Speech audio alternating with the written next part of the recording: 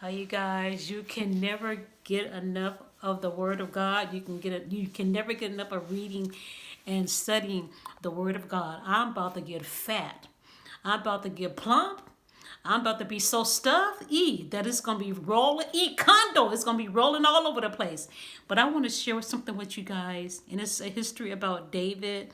I have this book, this Bible. It's called the Note Taking Bible, and I don't know if you can see it. Yeah, it's called the Note Taking Bible. And I think I got, is it upside down? Yeah, I think it's upside down.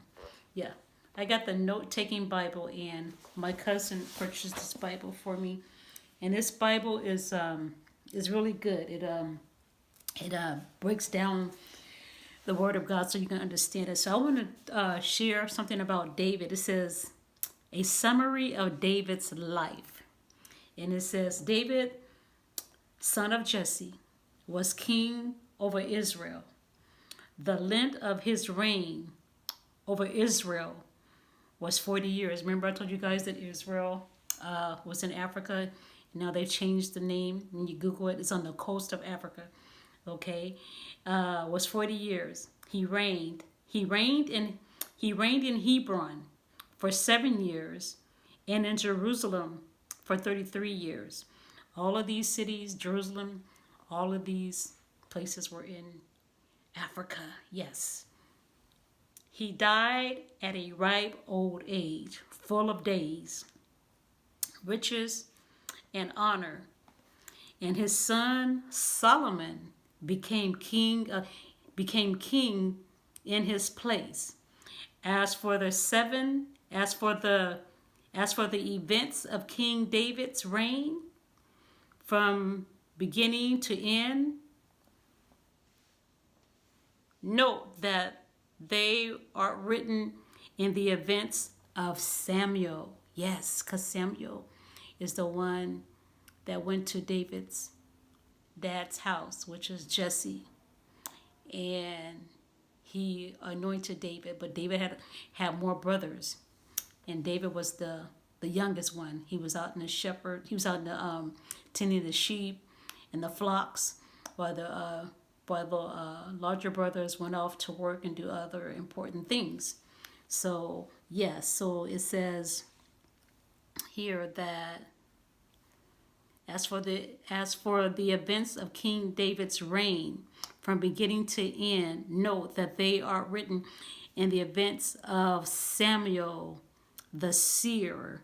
Samuel was a prophet. He could see, he could prophesy. God spoke to Samuel.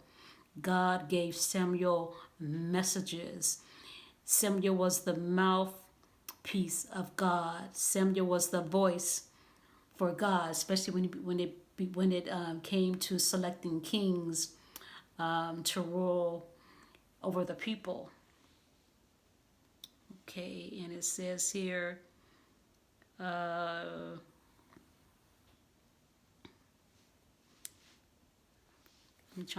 lost my place. Give me a second. Okay, Samuel the seer. The events of Nathan the prophet and the events of Gad the seer, along with all his reign, his might, and the incidents that affected him in Israel and all the kingdoms of the surrounding lands. Let me start over. That is a little confusing. As the events of King David's reign from beginning to end, note that they are written in the events of Samuel the seer, the events of Nathan the prophet, and the events of Gad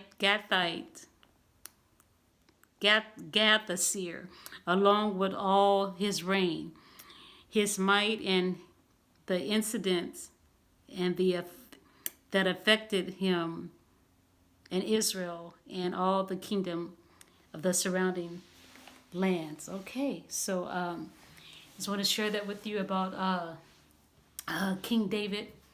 He was a great mighty king, and there's a lot of history like this, it says here in the events about David were in the book of Samuel, and that's where it begins. Samuel became a great king, and we know that